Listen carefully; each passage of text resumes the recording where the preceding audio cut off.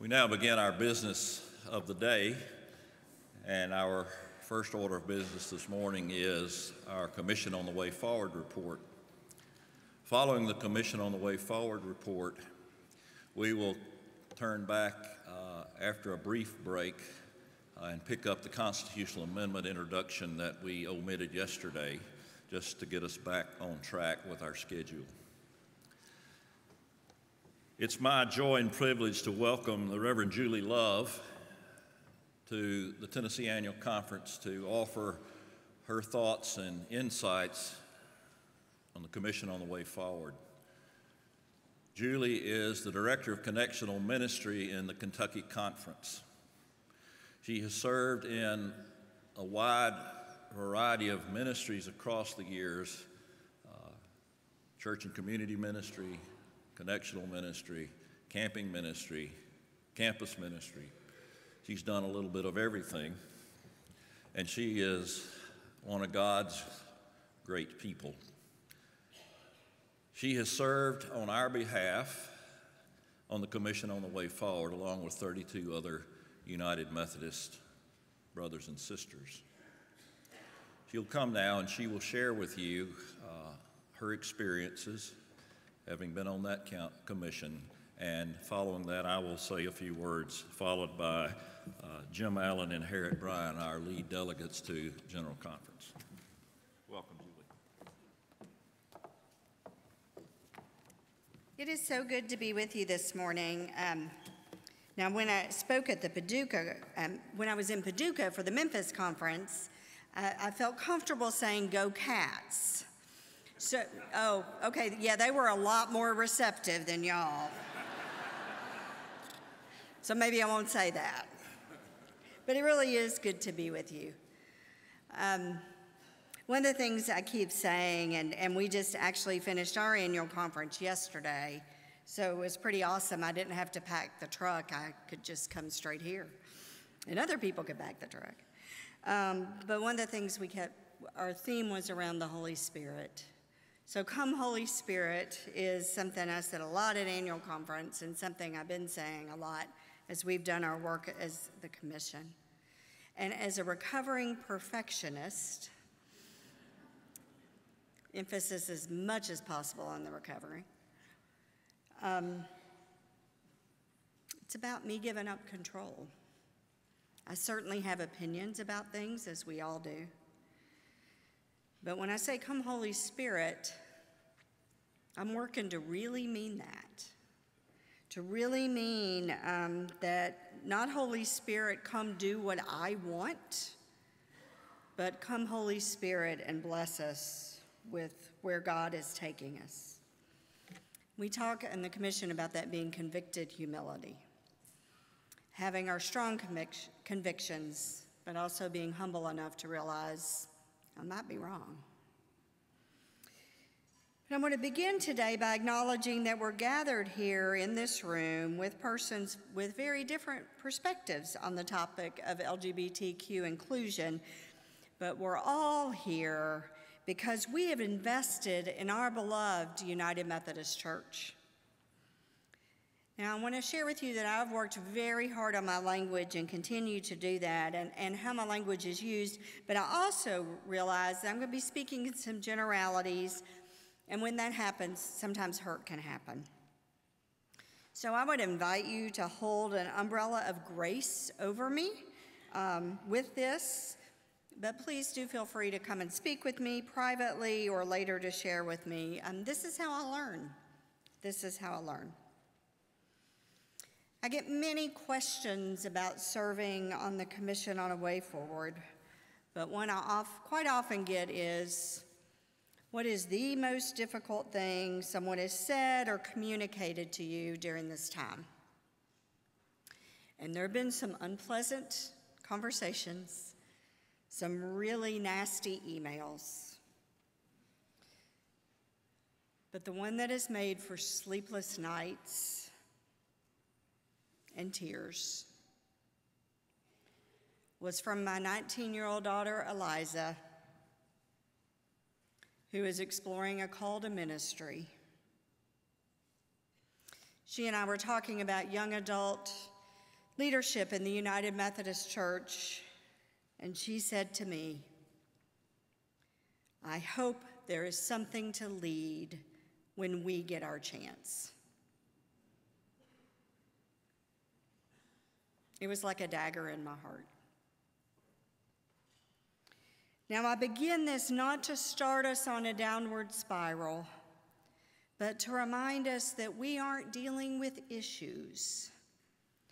We are talking about calls to ministry. We're talking about souls. We're talking about people. We're talking about disciples. People we love.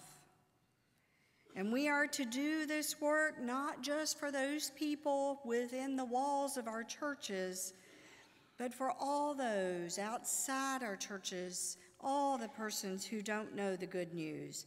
We must stay on mission. And our mission, say it with me, to make disciples of Jesus Christ for the transformation of the world. I can't tell you how many times as we did our work on the commission that we would pause and say, but if we do that, are we making the most disciples possible? That was at our core and at our center. So while Eliza's words have followed me in my participation on the commission, and while, as I've said to many people, this is the hardest leadership work I have ever done, there's also been much joy, and I've made lifelong friends, and I continue to have hope and see possibility for our United Methodist Church. Now, I'm basing some of what I'm going to say on from a presentation by Dr. Gil Rendell from his last presentation to us at the commission when we met in May. It was recorded with the hope that many of our delegations will watch it and others as they prepare for General Conference. Gil served as the coach for the 3 moderators of our commission. And while I've read a lot about adaptive leadership and tried to practice it to the best of my ability, Gil is a master at leading a group in a new way and with a non-anxious presence. Now, I'm going to share a bit about the work of the commission. I realize some of you have read every blog, every Facebook post, know everything about it. I'm also realizing there's some that may not. So I want to start with what is before us. What is before us? And that is a disagreement about paragraph 161G in our Book of Discipline. I won't read it all to you, but it contains in part that all persons are individuals of sacred worth created in the image of God. And the United Methodist Church does not condone the practice of homosexuality and considers this practice incompatible with Christian teaching. We affirm that God's grace is available to all, and we implore families and churches not to reject or condemn lesbian and gay members and friends. We commit ourselves to be in ministry with and for all persons. Also, same-sex marriage, if it should be in our churches and if our clergy should be performing those. The ordination of self-avowed practicing homosexual persons. Also, our ability to reach LGBTQ persons and their families and allies and include them in the life of the church. And also the realization that people are leaving our churches, progressive people, traditional people. Persons are leaving. In fact, I spoke with a young adult from Kentucky not long ago, and he left because we can't make a decision. I don't know where he stands on this particular thing, but he's just said, I'm tired of this being the focal point of the denomination. So let's take a minute and think about where we are. A bit more than 2 years since the 2016 General Conference, a reminder that's the only group that can speak for the United Methodist Church and the only group that changes our Book of Discipline. And this international body decided to defer all votes on human sexuality and refer the entire subject to a special commission named by the Council of Bishops. The commission has worked for 1 1/3 years. We've been in dialogue with the Council of Bishops, presented them with several sketches of possibilities, often known as the One Church sketch, the commissional sketch, now a plan, and One Church Connectional Conference Plan, formerly known as the Branches Plan, and a traditional plan. When we were at General Conference, we were in an impasse. We weren't treating each other real well at that General Conference. And we prayed and discerned that this is what we should do. And so Bishop will share with you in a moment about the work of the Council of Bishops and how they are recommending the One Church plan, but forwarding all of our work to General Conference 2019, where a decision will be made by our delegates there. So this is where we are, and I've outlined some of the basics, but it's important that we also name that in the midst of this, those blogs and articles that I mentioned earlier have been written, social media posts have been made, opinions have been shared, and here's the thing, all the details aren't out there yet, which I understand is deeply frustrating. And it is a messy time, and it is frustrating, and social media is often how we communicate in 2018. Nothing wrong with that. That's who we are now. But in general, we have an incredible amount of anxiety at this point. I have found that simply naming it and acknowledging the anxiety is helpful. One of the authors that I have found to be a constant companion to me in this journey, both before I started and continuing through, is Thomas Merton, a Trappist Roman Catholic monk who lived in the 20th century, and we in Kentucky sort of claim him as our own. The Abbey of Gethsemane, where he lived, is less than an hour from our house. So I've been there, I've prayed, I've read his writings. And I want to share this quote from Thoughts in Solitude. In our age, everything has to be a problem. Ours is a time of anxiety because we have willed it to be so. Our anxiety is not imposed on us by force from outside. We impose it in our world and upon one another from within ourselves. Sanctity in such an age means, no doubt, traveling from the area of anxiety to the area in which there is no anxiety, or perhaps it may mean learning from God to be without anxiety in the midst of anxiety. Learning from God to be without anxiety in the midst of anxiety. Gosh, I wish I could tell you I'm there. I'm not even close. But naming it and talking about it is most helpful. How many times in the Bible does it say, do not be afraid? I'm sure there's a technical answer, but the answer I give is many, many times. I want to point you to your brother Jacob Armstrong, who has a wonderful podcast of his sermon on anxiety that I've listened to several times. We have relentless reminders of God saying to us, don't worry or be afraid. I am with you always. That sermon this morning, y'all, we can't just worship and forget about that and then do our work. It's all got to be together. If we really believe what we preach, we got to live it.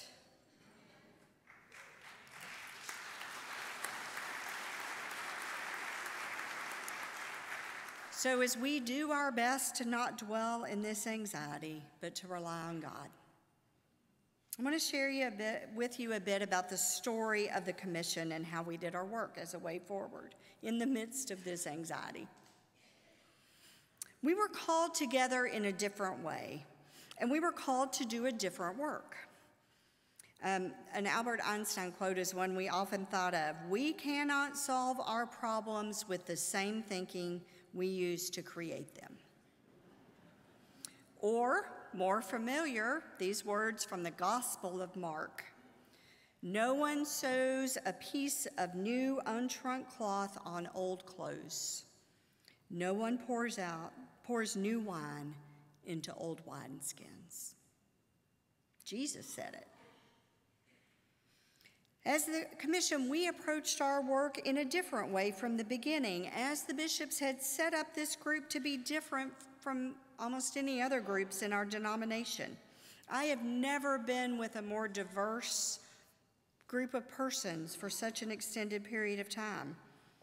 32 persons from 9 nations, men and women, straight and gay, laity, elders, deacons, bishops, and a layperson who became a local pastor during our time together. A full span of generations, and we even had a baby during this time. Casey Langley Orr, a young adult, gave birth to Abigail. And what a woman, she only missed one meeting, you all. And we got to meet Abigail at the last meeting. She's incredible. And a real diversity of theological opinions. Over our time, we met for 26 days total. That doesn't include travel. Those were actually days we were together. So we ate many meals together. We prayed, we worshiped, we studied the Bible together, we loved, we learned, and we led together. We became good friends. Today I've texted several commission members, and they're praying for our time together as I share with you. So the report that you will see does not come from like-minded people, but I can confidently say that we are all Christ followers and deeply care for our beloved United Methodist Church. We worked in a conciliar manner. We didn't debate. We didn't use parliamentary procedure. I was not carrying my Robert's Rules with me. I only do that at annual conference. During our time, no votes were taken. There were times when it was really tense. There were times when some of us were angry, upset, in tears, but we never left the table. Now, occasionally we would walk around the block and come back. But we never left the table or stopped contributing. Our report is a product of much conversation, study, prayer, listening, trying to be as transparent as possible, and trust. The conversation part wasn't just over the 26 days where we took no votes. We were on conference calls and video calls and all kinds of things in between. We read a lot. And as I've reflected on our work and much of the ministry that personally we've been attempting to do in Kentucky through our adaptive work, here is one of the things that I think is so vital and key. As the commission, we spent a lot of time together. We broke bread together. We heard about faith journeys. We learned about cultures very different than our own. And I really don't think there's a shortcut here. If we want to move forward together, we have to be willing to spend time together. And more than one meal, occasionally, or at a brief church meeting.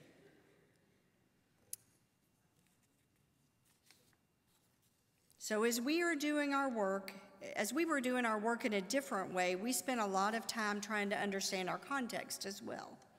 And while I've known for years about the global nature of the United Methodist Church, I understand it so much more fully now.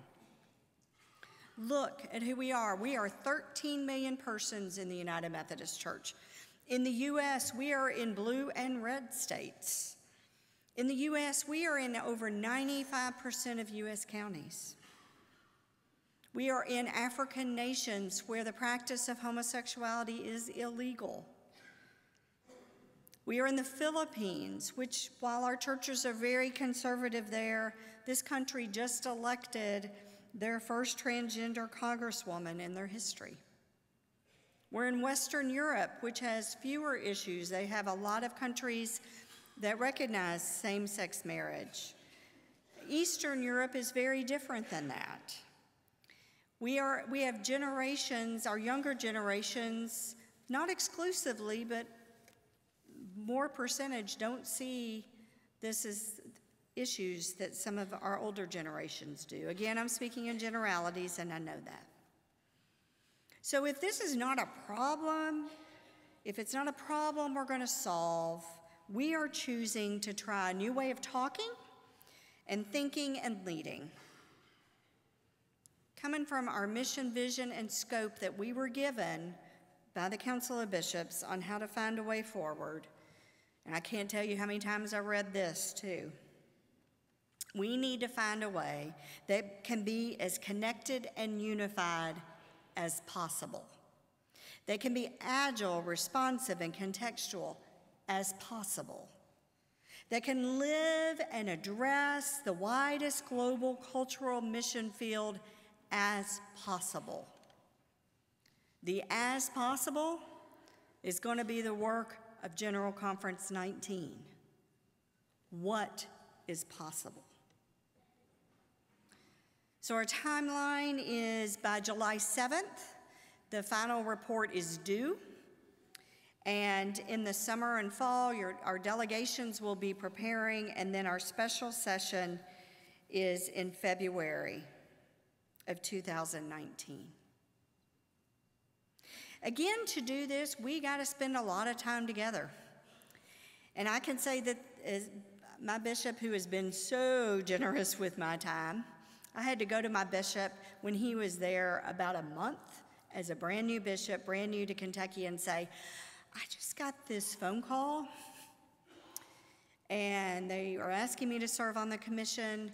Are you okay with me being gone a whole month your first year, and then more time your second year?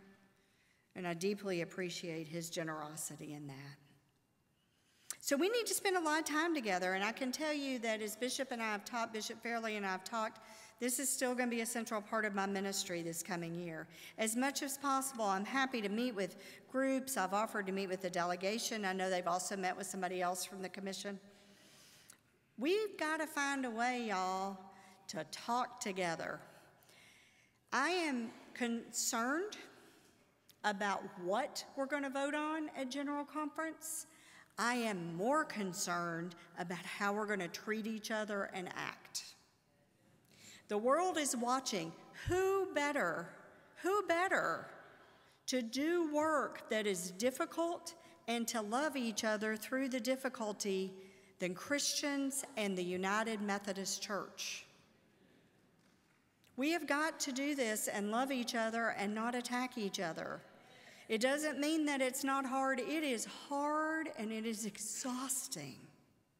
But God has called us for this, and we can do it. Another book that has been most helpful to me recently is Canoeing the Mountains, Christian Leadership in Uncharted Territory by Todd Bosinger. In it, he quotes Margaret Wheatley, "The primary way we prepare for the unknown is to attend to the quality of our relationships, to how well we know and trust one another. Being with each other, especially those with whom we might disagree, is an important part of how we live together and how God is calling us to move forward together." Thank you.